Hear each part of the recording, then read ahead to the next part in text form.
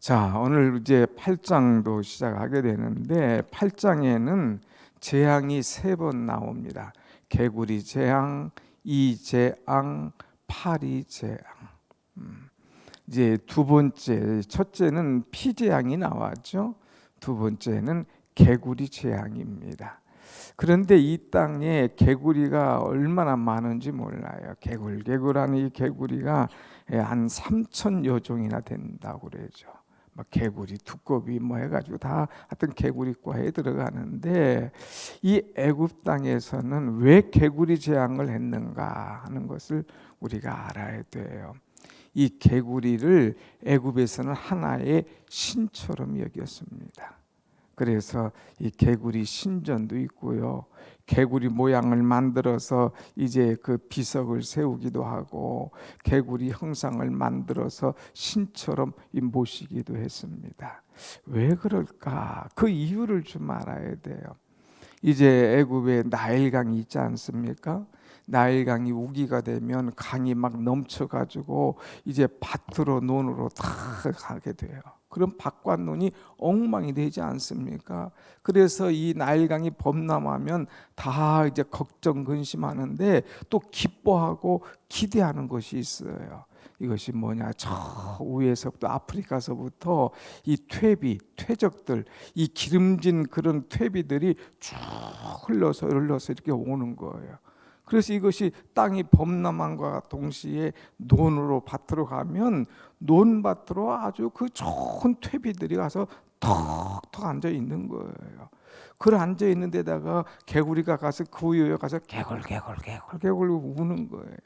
그러면 그 땅이 농사가 잘 되고 기름진 퇴비들이 와서 다 그 위에 있다 보니까 뭐 퇴비 모을 고생을 안 해도 자연적으로 퇴비가 딱 모여 있어요. 그러니까 얼마나 땅이 풍요로운지. 그러니까 사람들은 개구리만 오면 농사가 잘 된다. 개구리가 와서 그냥 그 퇴비 위에 딱 올라앉아서 하면 농사가 풍요롭다.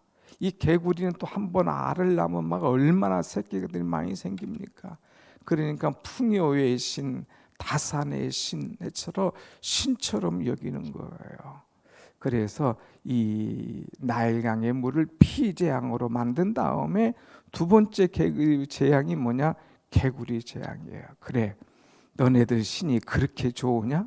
그럼 한번 이 신과 함께 살아봐라 해가지고 이제 모세가 딱 지팡이를 내밀매 나일강에 있던 모든 개구리들이 나와가지고 이제 사람들 막 집에 들어오는 거예요. 집에만 들어오는 곳이 아니라 침대 위에 올라가요.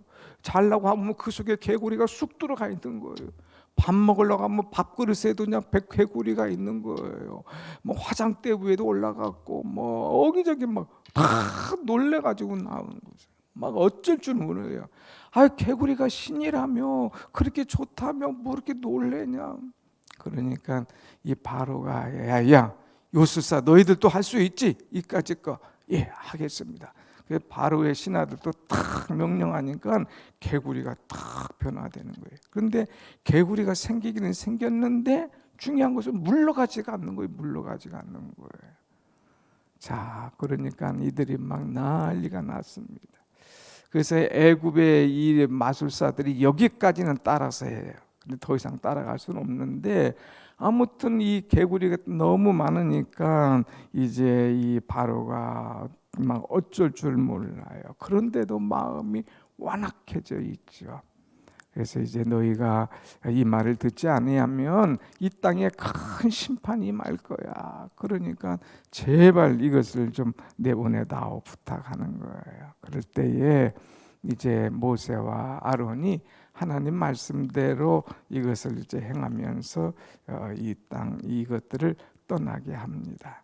그런데 이제 모세가 8절의 말씀 보면 바로가 모세와 아론을 불러서 여호와께 구하라. 이 백성에게서 개구리를 떠나게 하라. 그러면 내가 내 백성들을 보내 죽였다. 그리고 너희들이 원하는 대로 제사를 드리게 하겠다. 그래요.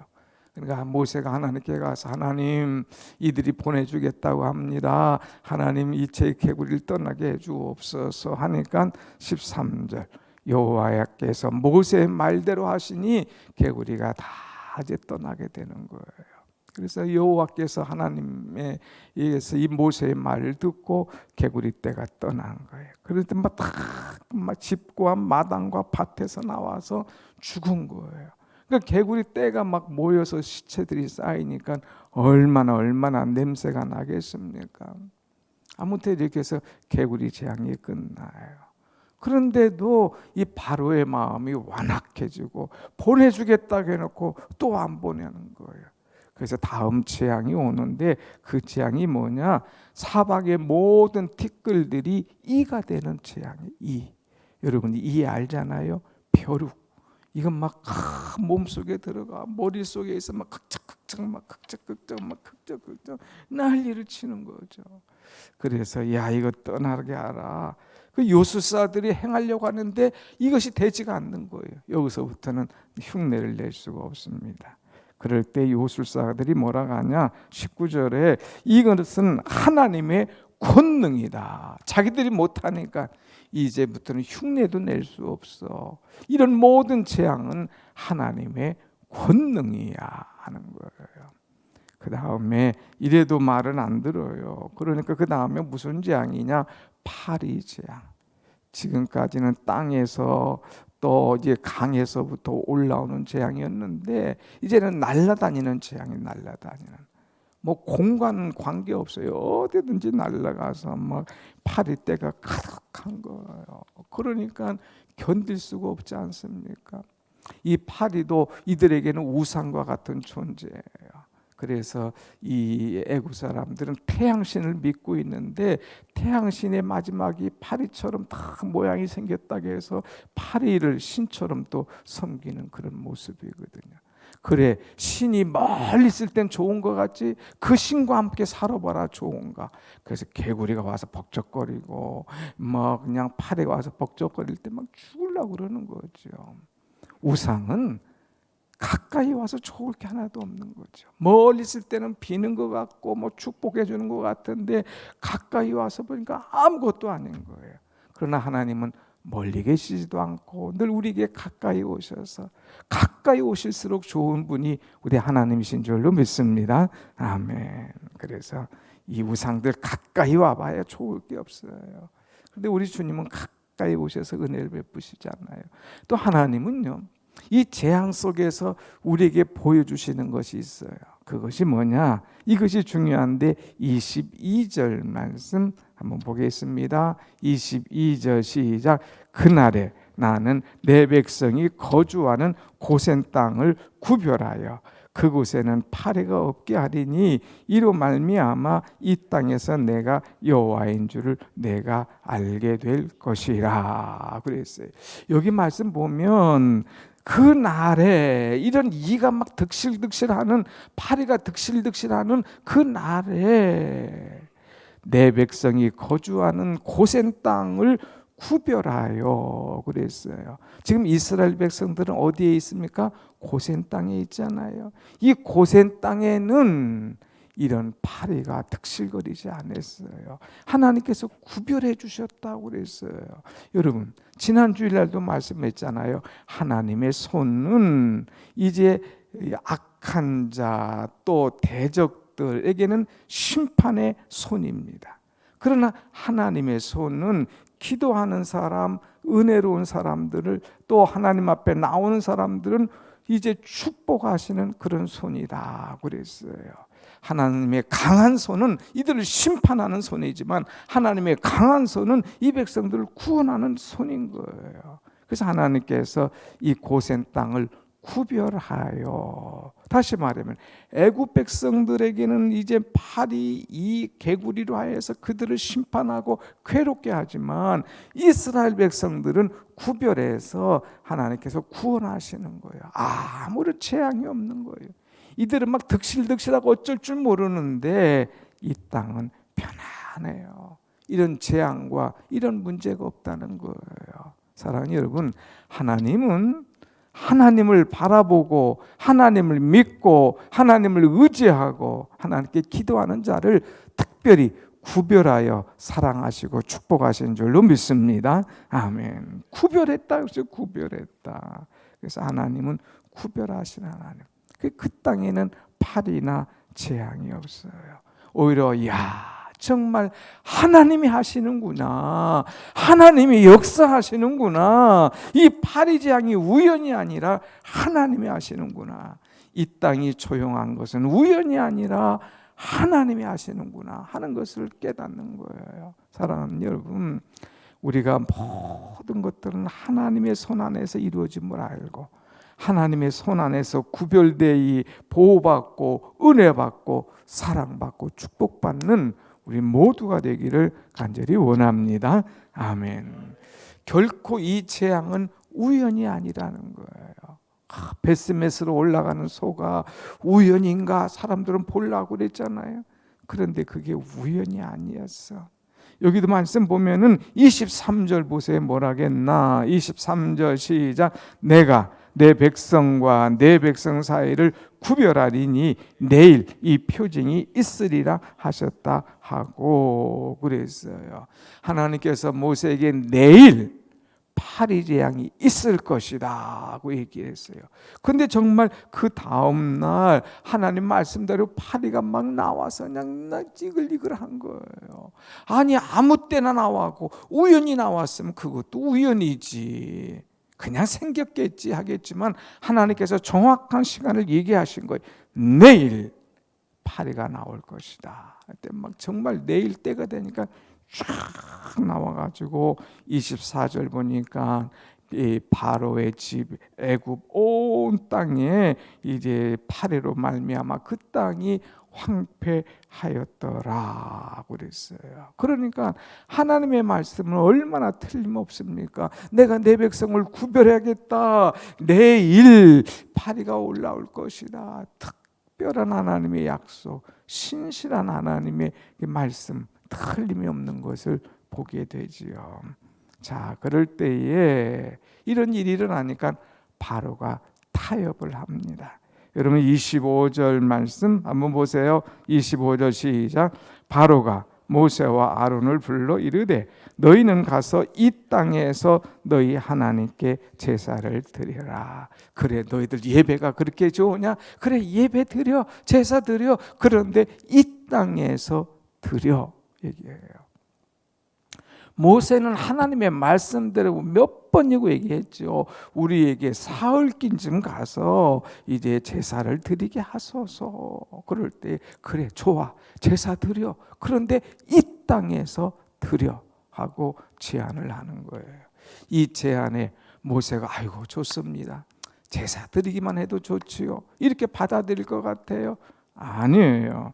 26절 한번 같이 봅시다. 시작. 모세가 이르되 그리함은 부당하니이다. 그리하는 것 부당합니다. 이것은 아닙니다. 하나님께서 원하는 것이 그 답이 아닙니다. 이것은 부당합니다. 얘기해요. 여러분, 우린 신앙인으로서 정말 이 이야기를 할 줄 알아야 돼요. 하나님에 대해서는 yes, 그러나 세상에 대해서는, 죄악에 대해서는, 마귀의 유혹에 대해서는 이것은 아닙니다 하고 딱 이야기할 수 있는 그런 자가 되어야 돼요. 특별히 우리의 자녀들이 이제 하나 신앙 안에 있지 않을 땐 이것은 아니다. 또 우리의 가족들이 신앙 안에 있지 않고 우리를 유혹할 때는 이것은 아니다 하고 분명하게 이야기해요. 때로는 우리가 인간관계 할 때에 사람들이나 윗사람들이 뭐 쓸데없는 것을 요구할 때 이것은 아니다 하고 이야기할 줄 알아야 돼요. 아니다 얘기할 때는 그때는 참 힘들어요. 그러나 딱 선언해야 그것이 분명해지고 그것이 은혜가 되는 거예요.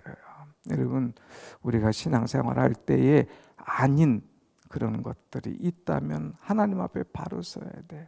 또 하나님께서 우리에게 그것은 아니다 하고 말씀하실 때는 따라야 돼요. 그런데 그것을 따르지 않고 자꾸 어그적거리다가는 심판을 면할 수가 없는 거죠. 그래서 27절 한번 다시 봅니다.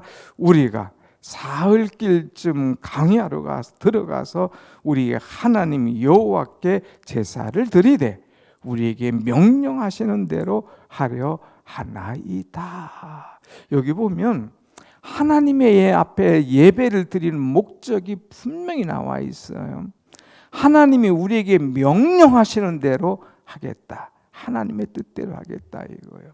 하나님의 명령이 뭐예요? 사흘길쯤 가서 아무 데서나 적당히가 아니에요. 왜 사흘길쯤 가라고 했느냐 하면 이 출애굽기 3장 18절 또 16, 12절 18절 이렇게 보면 두 번이나 나와요. 사흘길쯤 가서 제사를 드려라.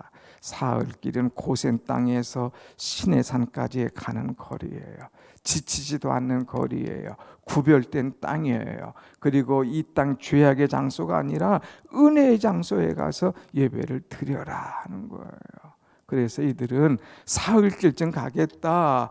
우리 하나님께서 명령하신 대로 제사를 드리겠다. 우리 하나님께 제사를 드리겠다. 분명하게 이야기를 하죠.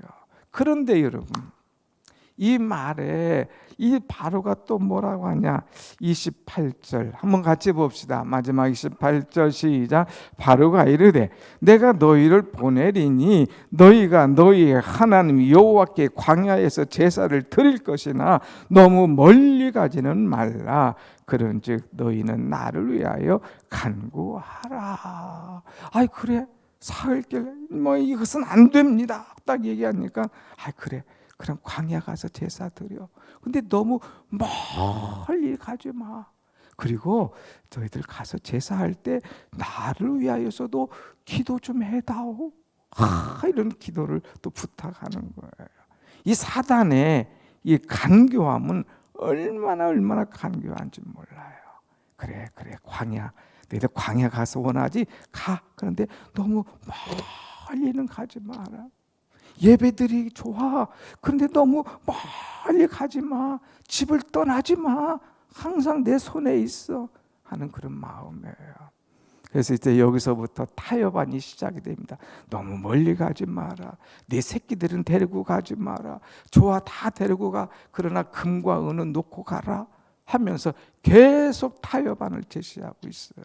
사랑하는 여러분, 우리가 신앙생활할 때에 사단이 자꾸 우리에게 와서 타협하자고 그래요. 그래 예배 드려. 근데 막 꼭 교회만 가서 드리냐? 아이 휴가 가서도 드리고 저기 가서도 할 수 있고 하면서 자꾸 타협해요. 아이 그래 너나 가라. 네 새끼들은 좀 그렇게 하지 마. 뭐 다음 세대 그러냐? 걔들은 좀 공부하게 두고 놀게 놔둬라. 애들 못 가게 하는 거예요. 아이 그래 가 좋아. 그런데 금은 그거 돈 갖다 바치지 말고 그녀다 놓고 가라. 우상, 양 이런 것도 놓고 가라. 여러 가지 타협안을 계속 제거하고 있어요. 그런데요, 신기하게도 이 바로의 타협, 사단의 타협에 들어가면 끝도 없어요. 끝도 없이 그래. 이유는 내 말을 잘 듣는구나. 그래, 딱 잡아버린 거예요. 그럼 우리 신앙 끝나는 거예요. 그래서 이 모세가 대답한 것처럼 한번 같이 합시다. 그리함은 부당합니다. 한번 다시 그리함은 부당합니다. 타협하겠다는 얘기 안 하겠다는 얘기예요. No. 너무 멀리 가지 마라. No. 자녀들 데려가지 말라. No. 가축들 금은 가져가지 말라. No. 강하게 하는 거예요. 악한 것은 강하게 대적해야 돼요. 그러나 하나님께는 가까이 온유하게 부드럽게 나가야 되는 거예요. 오늘 여러분 왜 이 재앙 그냥 개구리 재앙 왔습니다, 이 재앙 왔습니다, 파리 재앙하고 왔습니다 쑥 넘어갈 수 있지만 그때마다 주는 의미가 있는 거예요. 이 재앙을 통하여서 하나님 우리를 구별하여 주신다. 세상은 우연이 없다. 세상의 유혹이 와도 아니요하고 이야기할 수 있는 사람이 되라. 오직 하나님께 영광 돌릴 수 있는 그런 우리의 신앙 되기를 간절히 원합니다. 아멘. 오늘부터 있는 이제 우리 청년들 집회를 위해서 기도해 주시면 고맙겠습니다. 기도하겠습니다.